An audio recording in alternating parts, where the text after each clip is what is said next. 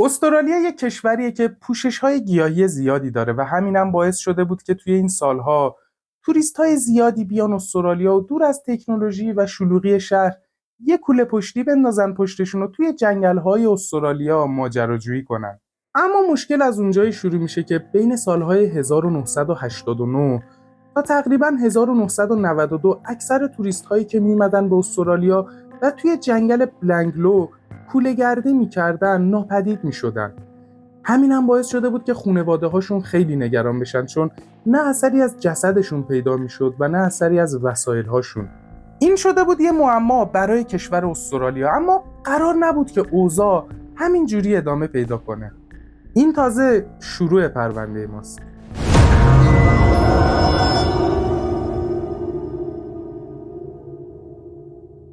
بچه‌ها پرونده آوردم، چه پرونده‌ای. توی این اپیزود از دارکنس تیوی می‌خوایم راجع به پرونده آیوه میلاد صحبت کنیم. پرونده‌ای که نه تنها توی استرالیا بلکه توی کل دنیا خیلی معروف و سر و صدا کرده. من حسینم رو سعی می‌کنم توی هفته 2 تا پرونده واقعی رو با تمام جزئیاتش براتون تعریف کنم. اگر ویدیو رو دیدید و دوست داشتید، خوشحال میشم که لایک کنید و منو سابسکرایب کنید که یه دلگرمی بزرگی برای منه. ممنون. همونطور که اول ویدیو گفتم، توی اون سالها توریست های زیادی بودن که به استرالیا می اومدن و ناپدید می شدن و اثری ازشون پیدا نمی شد. تا اینکه توی 19 سپتامبر 1992 توی جنگل های بلنگلو تو 145 کیلومتری سیدنی 2 تا جوان داشتن میدویدن که عضو باشگاه بودن. هر چند وقت یه بار می اومدن 2 نفره یا گروهی توی جنگل میدویدن و تمرین میکردن. این 2 تا جوان اون روز تمرین جهتیابی داشتن که یهو متوجه یه بوی بدی میشن که داشته از اون حوالی میومده. وقتی که میرن نزدیکتر و نزدیک اون بوی بد میشن، میبینن جسد انسانه که مراحل تجزیه‌اش رو هم رد کرده. این 2 تا جوان برمیگردن پایین تا جایی که تقریبا گوشیاشون آنتن بده و تماس میگیرن با 911 و پلیس رو میارن توی این منطقه. وقتی که پلیس ها وارد جنگل میشن، میبینن که بله، جسد در حال پوسیدن یک زنه که آثار چاقو روش وجود داره و سعی کرده بودن با شاخه و برگ‌ها اون رو پنهان کنن. پلیس جستجوی خودش رو توی اون منطقه شروع میکنه و طولی نمیکشه که یه جسد دیگه هم پیدا میکنن که دوباره متعلق به یه زن بوده. از پوسیدگی جسد پلیس متوجه میشه که این قربانی و قربانی قبلی تقریبا توی یک مقطع زمانی کشته شدن، اما تفاوتشون در این بوده که قربانی دوم بجز ضربات چاقو کلی تیر هم به سرش وارد شده، اون هم از جهات مختلف، و کلی پوکه تیر هم دور جسدش وجود داره. پلیس‌ها 2 تا جسد رو میبرن پزشکی قانونی و خیلی زود هویت این 2 نفر مشخص میشه. جوان واترز و کرولای کلارک، 2 تا زنی که جفتشون هیچ هایکرها و کوهنوردهایی بودن که مدتی بوده از ناپدید شدنشون میگذشته. جوان واترز دختر 22 ساله اهل جنوب سیدنی بود که خیلی به سفر کردن و کوله‌گردی علاقه داشت و توی طول سفرهاش کارهای پرستاری هم انجام میداد. یه مدت رفته بود اروپا رو گشته بود، یه مدت استرالیا، و الان هم با 14 ضربه چاقو کشته شده بود. از اون طرف کرولای کلارک هم یه دختر 22 ساله اهل بریتانیا بود که دقیقا مثل جوان عاشق مسافرت کردن بود، نصف دنیا رو گشته بود و الان هم در حال کوله‌گردی تو استرالیا با ضربه چاقو و تیراندازی کشته شده بود. بچه‌ها، کرولای همیشه با یکی از دوستاش میرفته مسافرت و ماجراجویی میکرده، اما این بار تنهایی اومده بوده سیدنی و اتفاقا توی سیدنی هم با جوان آشنا میشه. قرار بوده که بعد از این کوهنوردیشون دوباره برگردن به سیدنی، برن توی مزرعه انگور بچینن که توی سال 1992 جفتشون ناپدید میشن. در حدی که خانواده هاشون اونقدر نگران میشن که اعلام مفقودی میکنن، چون مدت ویزای 2 نفرم گذشته بوده و برنگشته بودن به خونه. اما حالا با پیدا شدن جسدشون پلیس ها خانواده هاشون رو در جریان میذاره. از اون طرف پلیس $100,000 جایزه تعیین میکنه برای اطلاعاتی که منجر به دستگیری قاتل بشه.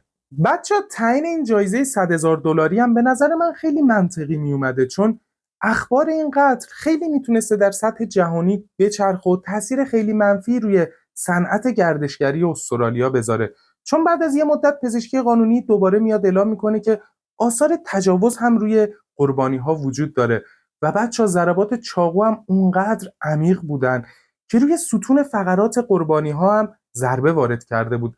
طبیعتا این اخبار میتونست خیلی روی عموم مردم و گردشگری استرالیا تاثیر بذاره. بگذریم. با وجود پیدا شدن این دوتا جسد و اون جایزه $100,000 باز هم پلیس نمیتونه هیچ اطلاعات یا سرنخی پیدا کنه.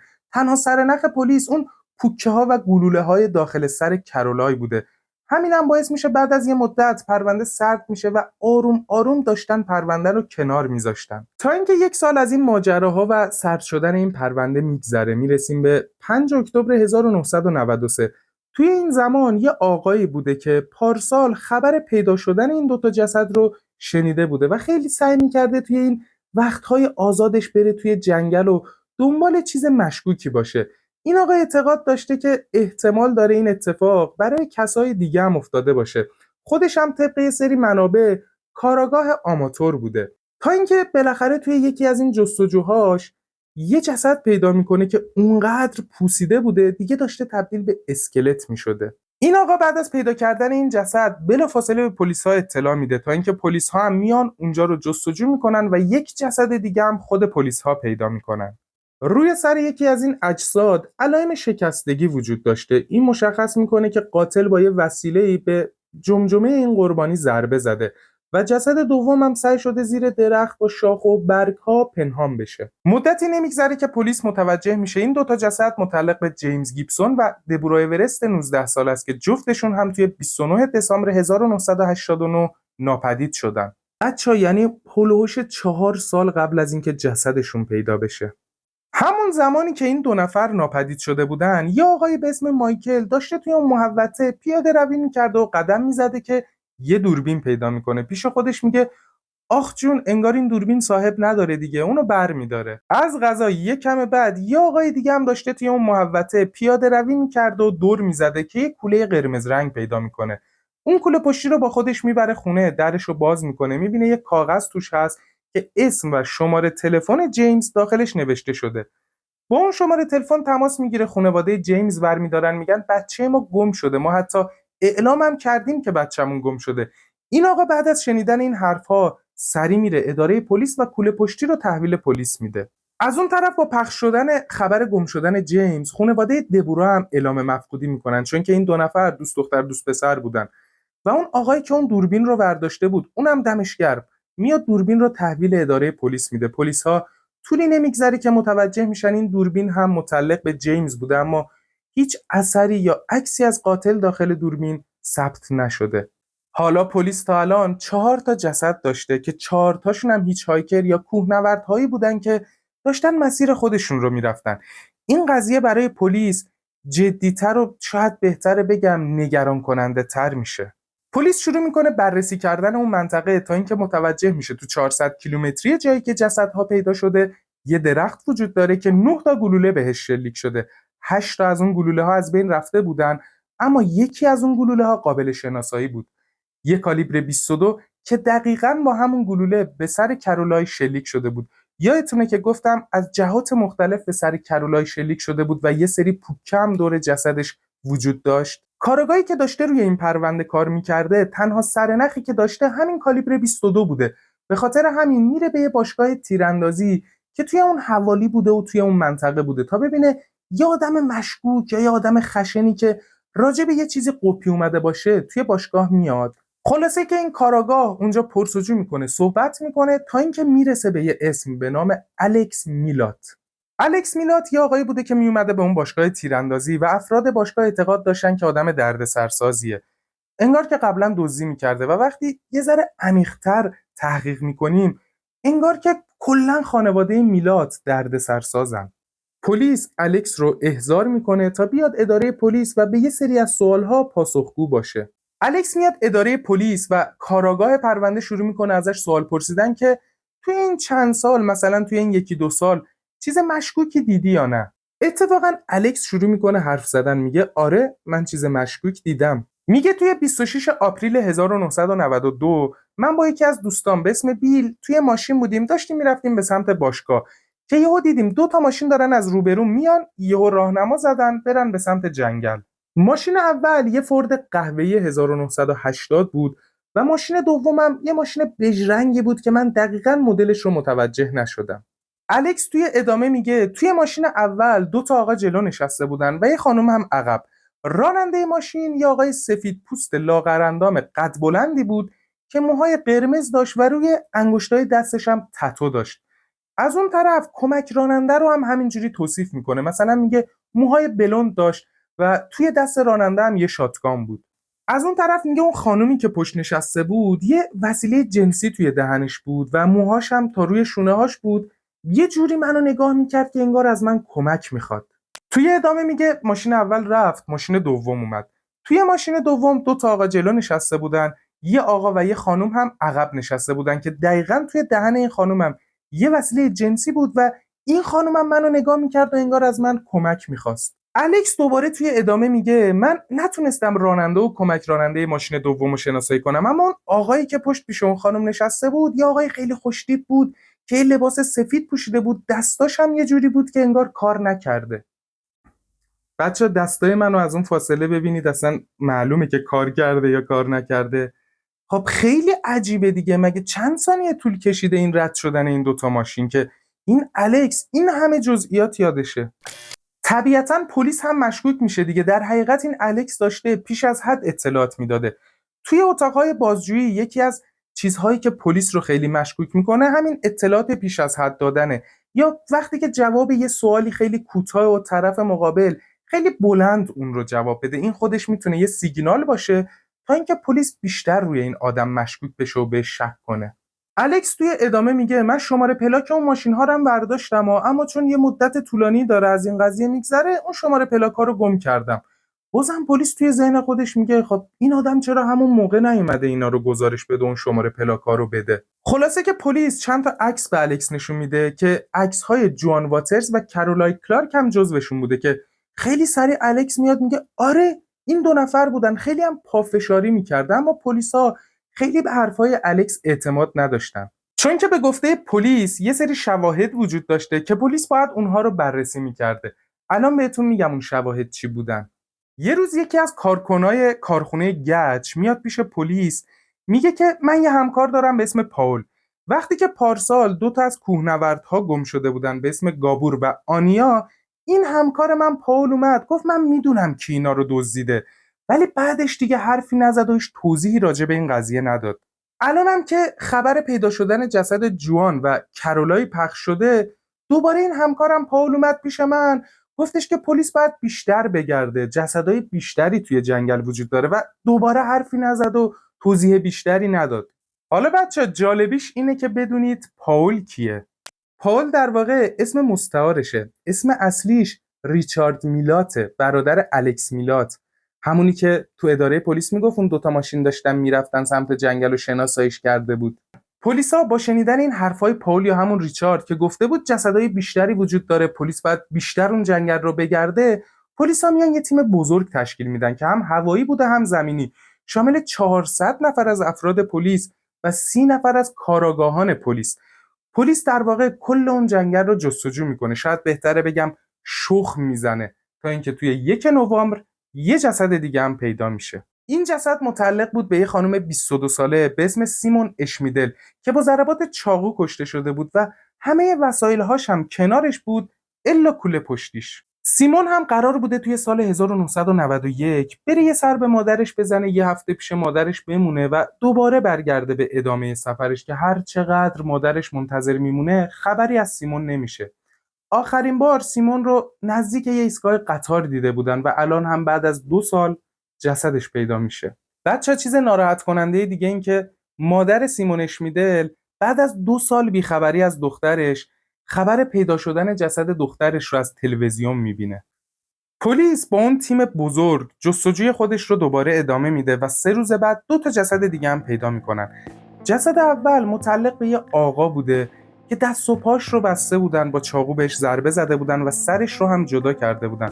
بچه هیچ موقع سر این آقا پیدا نمیشه. و جسد دوم هم متعلق به یه خانوم بود که با اسلحه کشته بودنش و دور دهنش هم یه پارچه بسته بودن. پلیس اطراف رو بررسی میکنه و نزدیک این 2 جسد 2 کارت دانشجویی پیدا میکنن که هویت این 2 نفر همینجا شناسایی میشه. جسد متعلق بود به گابور و آنیا، همون 2 نفری که پارسال خبر مفقودیشون اعلام شده بود. اگه یادتون باشه پاول که توی کارخونه گچ کار میکرد گفته بود که من میدونم کی این 2 نفر رو دزدیده. گابور و آنیا به ترتیب 21 ساله و 20 ساله یه پارتنر آلمانی بودن که خیلی علاقه زیادی به کوهنوردی داشتن. اونا رفته بودن اروپا، اندونزی و استرالیا. قرار بوده که از استرالیا دوباره برن اندونزی که از اونجا برن آلمان، کشور خودشون. حتی تو 1 ژانویه 1991 این دو نفر بلیط داشتن که از اندونزی برن آلمان. وقتی که خانواده آنیا توی فرودگاه میبینن خبری از دخترشون نمیشه، به خانواده گابور اطلاع میدن. اونا هم میگن خبری از بچه‌مون نداریم. همین باعث میشه که برن به سفارت استرالیا توی آلمان و خبر مفقودی بچه‌هاشون رو اعلام کنن. الان هم بعد از 2 سال به این شکل جسدشون پیدا میشه. پلیس الان 7 جسد داشته و قاتلی پیدا نشده. جایزه پیدا شدن قاتل رو از $100,000 میکنن $500,000 و 12 روز دیگه با اون تیم بزرگ به جستجوی خودشون ادامه میدن. پلیس ها یه سری اثر انگشت و مدارک مختلف هم از توی جنگل پیدا کرده بودن و متوجه شده بودن اسلحه‌ای که قاتل باهاش شلیک میکنه یه نقص فنی داره.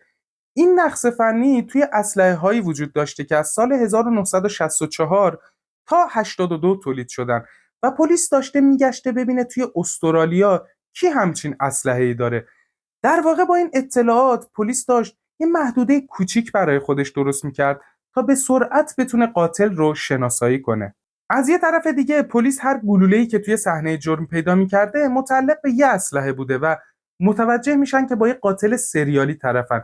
به جز اون جایزه $500,000 یه خط تلفن هم قرار میدن که 5,000 نفر با این خط تلفن تماس میگیرن تا اطلاعات بدن. بالاخره پلیس با خبررسانی‌های گسترده خودش یه تماس مهم دریافت میکنه از یه خانم توی 9 نوامبر. این خانم میگه 3 سال پیش توی ژانویه 1990 من داشتم اطراف اون جنگل رانندگی میکردم تا یهو دیدم یه آقایی داره فرار میکنه، یه آقای دیگه هم پشت سرش با اسلحه داره اون رو تعقیب میکنه. این آقا به سرعت به من دست تکون داد تا من کمکش کنم. منم بلافاصله وایسادم و سوارش کردم و با سرعت اومدیم به اداره پلیس. حالا این آقایی که داشت فرار میکرد یه مرد بریتانیاییه به اسم پاول. بچه این پاول با اون پاول که اسم اصلیش ریچارد میلات بود فرق میکنه.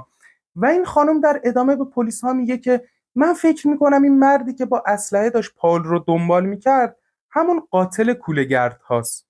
پلیس بعد از تماس این خانم تصمیم میگیره که پاول رو پیدا کنه. از قضا خود پاول 2 روز بعد با پلیسا تماس میگیره، میگه منم خبر پیدا شدن این جسدها رو شنیدم و میخوام دوباره داستان خودم رو تعریف کنم. پاول میگه که من توی سال 1989 اومده بودم سیدنی، میخواستم یه سال بعد برگردم انگلیس.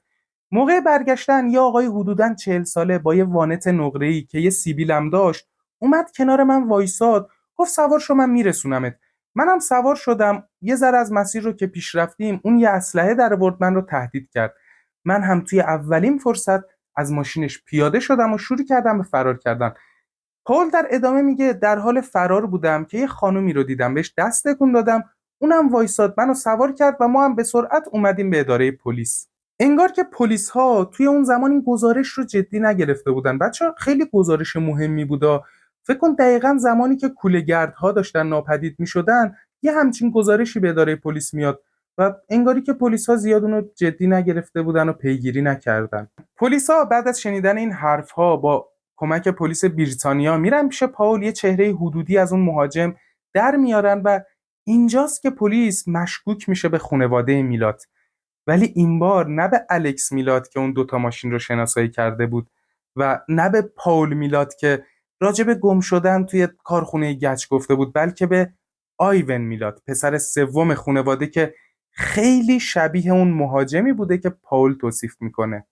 پلیس شروع میکنه بیشتر راجع به این خانواده تحقیق میکنه و توی تحقیقاتش متوجه میشه که دقیقاً آیون یه وانت داره شبیه اون وانتی که پاول توصیف کرده بود و پلیس ها متوجه میشن که زمانی که قربانی ها داشتن گم میشدن آیون هم سر کار نمیرفته.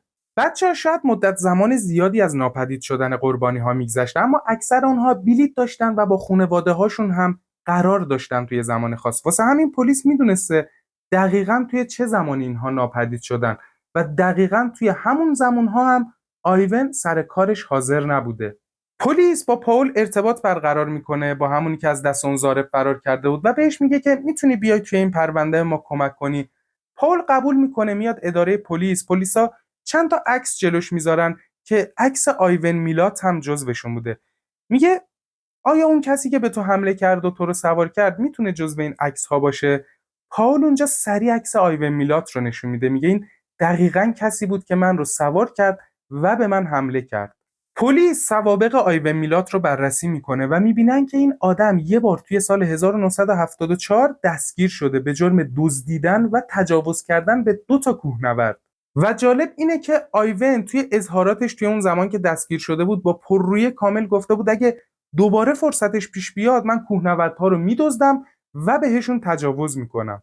شاید که آیون اون موقع با پررویی این حرفا رو زده باشه، ولی همین حرفا میتونه مدرک خوبی برای پلیس باشه. پلیسا بجز این سوء سابقه متوجه میشن که آیون بعد از خبر پیدا شدن دومین جسد وانت خودش رو هم فروخته. حالا پلیسا با این مدارک میتونن مجوز بررسی اموال یه سری از اعضای خانواده میلات رو بگیرن. اول میرن خونه الکس میلات، بهش میگن که تو گلوله داری؟ میگه آره. وقتی که گلوله ها رو میاره یه سری از اون گلوله ها کالیبر 22 بودن، از همون نوع گلوله‌ای که توی صحنه قتل پیدا شده. از اون طرف پلیسا بهش میگن کوله پشتی داری؟ قبل از اینکه الکس بخواد جواب بده همسرش میگه آره داریم. میره کوله پشتی رو میاره و پلیس‌ها میبینن که این کوله پشتی متعلق به سیمون اشمیدله، همون دختر آلمانیه که جسدش توی جنگل پیدا شد. پلیس میگه این کوله پشتی رو از کجا آوردید؟ سریع همسر الکس میگه که این رو برادر شوهرم به ما داده، آیون میلات. همسر الکس میگه که آیون اومد گفت یکی از دوستام اساس کشی داشت وسایلاشو جابجا میکرد، یه سری از وسایلاش رو لازم نداشت مثل این کوله پشتی، اونو داد به منم این کوله پشتی رو میدم به شما، انگار که شما بیشتر لازمش دارید. اینجاست که پلیسا میبینن انگار دارن مسیر رو درست میرن، دارن به قاتل نزدیک میشن دیگه. عملاً یکی از وسایل‌های قربانی‌ها توی خونه برادر مظنون پیدا شده. پلیس توی 22 نوامبر 1994 میره دم خونه آیون میلات و اونجا رو محاصره میکنه. اما به نظرم قبل از اینکه به ادامه داستان بپردازیم، طبق روال همه پرونده هامون که اولش راجع به قاتل میگیم، سرنوشتش چی بوده، چه کارهایی کرده، یه ذره میخوام راجع به آیون میلات بهتون بگم که از کجا اومده. آیون میلات توی 27 دسامبر 1944 توی سیدنی به دنیا اومد.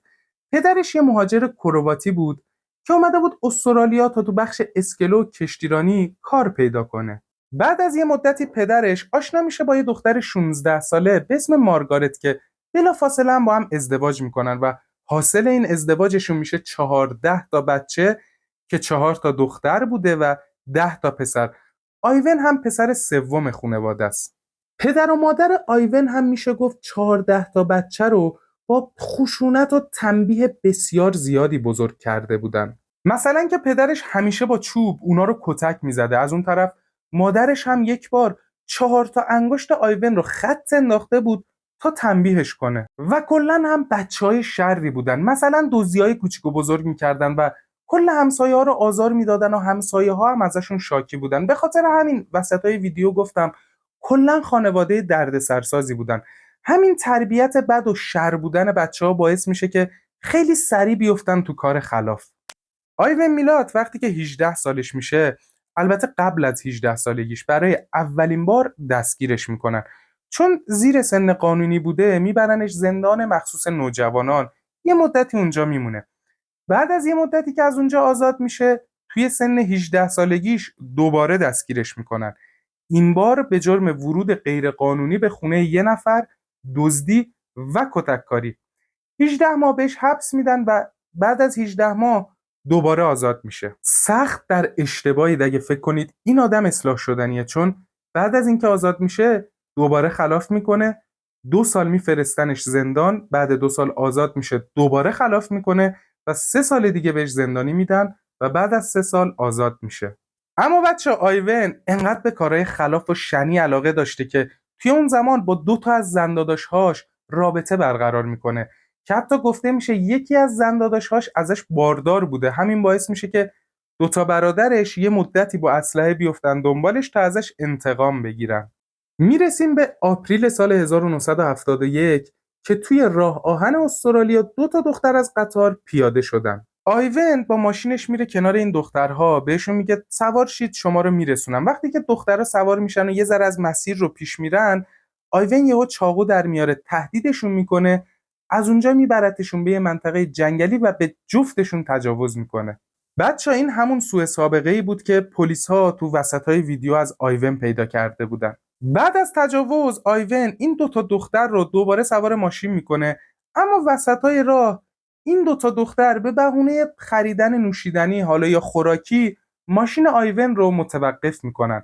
وقتی که آیون پیاده میشه تا اون نوشیدنی رو بخره، این دوتا دختر میتونن از ماشین پیاده شن و فرار کنن، میرن داخل یه مغازه و به مغازه‌دار میگن که با پلیس تماس بگیره. آیون اون لحظه فرار میکنه اما تحت تعقیب پلیس استرالیا بوده، اما اونقدر خلاف توی خونه این خانواده است که توی همون دوران با یکی از برادراش میرن از یه بانک دزدی میکنن. برادرش رو میگیرن ولی آیون میتونه فرار کنه. حالا تحت تعقیب بوده به جرم آدمربایی، تجاوز و سرقت از بانک. میره نیوزلند، یه 2 سالی اونجا میمونه. توی اونجا هم با کارت‌های اعتباری جعلی داشته زندگی خودش رو میگذرونده که بهش زنگ میزنن میگن مادرت مریض شده بیا سیدنی. آیون برمیگرده استرالیا تا مادرش رو ملاقات کنه و بالاخره پلیس‌ها اونجا دستگیرش میکنن. اما بچه‌ها نکته باور نکردنی اینه که آیون میگه اون دوتا دختر با رضایت خودشون با من رابطه داشتن و من بهشون تجاوز نکردم. از اون طرف هم ثابت میکنه که اصلا با برادرش نبوده توی اون سرقت از بانک و تبرئه میشه، زندانی هم نمیشه. آیون توی سال 1975 وقتی که 31 سالش شده با یه دختر 17 ساله آشنا میشه به اسم کارن. این کارن هم انگار از یکی از پسر عموهاش باردار بوده و خیلی توی فامیل و توی خانواده بدنام شده بوده. خلاصه که آیون و کارن و بچه‌شون یه مدتی رو توی یه تریلر زندگی میکنن تا اینکه بالاخره آیون میتونه توی حومه شهر یه خونه بگیره تا ادامه زندگیشون رو توی اون خونه بگذرونن. اما زندگی این دو نفر به این شیرینی که گفتم نبوده.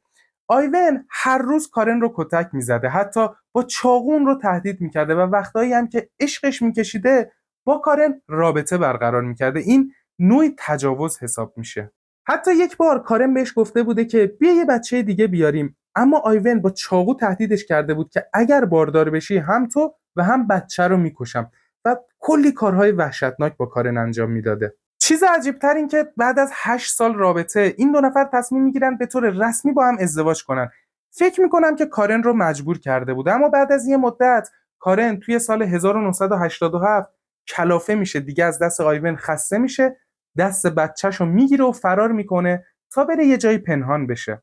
وقتی که آیون میبینه زنش فرار کرده عصبی میشه و تعجب میکنه. دهن سرویس براش تعجب انگیز بوده که چرا زنش فرار کرده. به خاطر همین قضیه میره دم در خونه مادر کارن و بهش میگه که آدرس کارن رو به من بده.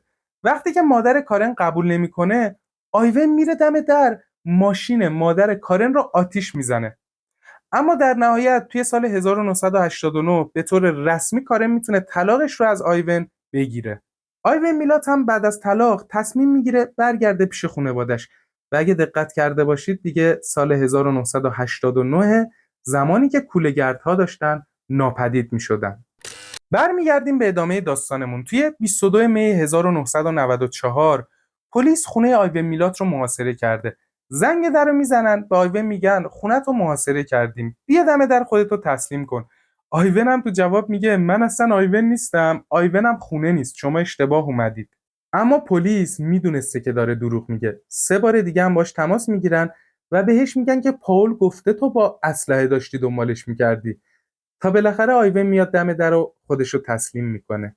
آیون میلاد از اول همه چی رو تکذیب میکنه، اما فعلا پلیسا به جرم آدمربایی و تلاش برای قتل پاول دستگیرش میکنن. توی خونه آیون پلیس چند بسته گلوله کالیبر 22 پیدا میکنه. از اون طرف چند تا پول اندونزی پیدا میکنن که متعلق به گاندو و آنیا، همون 2 تا قربانی که از اندونزی اومده بوده و از طرف دیگه دوربین، بطری و کیسه خواب سیمون اشمیدل، همون قربانی آلمانی، هم از خونه آیون پیدا میشه. یک سری چسب و بست کمربندی هم پیدا میکنن که روی یه سری از اجساد داخل جنگل هم وجود داشته. اما پلیسا چون قبل از اینکه خونه آیون رو بگردن خونه الکس رو گشته بودن و کوله پشتی سیمون هم از اونجا پیدا شده بود، تصمیم میگیرن که خونه بقیه اعضای خانواده رو هم بگردن. توی این بررسی ها پلیس از تو خونه مادر آیون لباسهای زیر سیمون رو پیدا میکنن. از اون طرف توی خونه اون یکی برادر آیون یعنی پاول که تو کارخونه گچ بوده یه سری از وسایل‌های کرولای قربانی دوم رو پیدا میکنن. با وجود این همه مدارک باز هم آیون میلات میگفته من بیگناهم، شما دارید برای من پاپوش درست میکنید. اما پلیسا دیگه دستشون پر بوده. در نهایت توی 24 اکتبر 1994 دادگاه‌های آیون میلات تشکیل میشه. اون متهم بوده به 7 فقره قتل، دزدی، آدمربایی و 1 فقره هم اقدام به قتل. آیون میلات از همون اول انکارهاشو شروع میکنه. حتی میگه من اسلحه نداشتم، ولی بچه‌ها یه اسلحه از خونش پیدا کرده بودن که اسم خودش رو روش حک کرده بوده. بعد میگه من اسلحه نداشتم. وکیل‌های آیون هم از اون طرف شروع میکنن کل گناه‌ها رو بندازن گردن برادرهای آیون، اما موفق نمیشن. ولی بچه‌ها یه نکته، اون الکس و پاول بود برادرای آیون که یه سری چیزا راجع به کوله‌گردا گفته بودن، اما فکر کنم اونا یه سری چیزایی میدونستن ولی حالا بگذریم. خلاصه که وکیلای آیون نمیتونن گناه‌ها رو بندازن گردن برادراش، اما از اون طرف توی قدم بعدی یه عکس رو میکنن که طبق اون عکس ثابت میشده توی یکی از قتل‌ها آیون یه جای دیگه بوده. اما دادگاه اون رو هم بررسی میکنه و متوجه میشه که تاریخش جعلیه.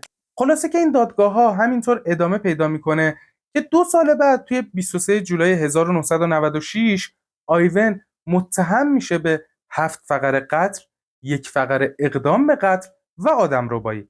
بهش 3 تا حبس ابد میدن با 18 سال زندانی. شاید بچه‌ها براتون سوال پیش بیاد که چرا به یه سری از مجرم‌ها مثلا 3 تا حبس ابد میدن؟ خب یکیش کافیه دیگه.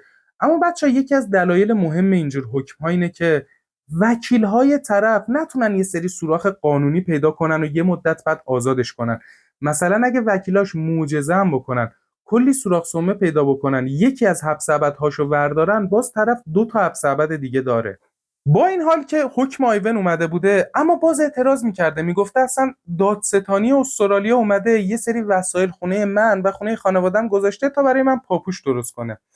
اما دیگه کار از کار گذشته آیون جان. حتی توی سال 1997 با یکی از زندانی‌ها داشته از زندان فرار میکرده، اما پلیس‌ها میفهمن و ناکام میمونه. دوباره توی سال 2001 خودکشی میکنه اما موفق نمیشه.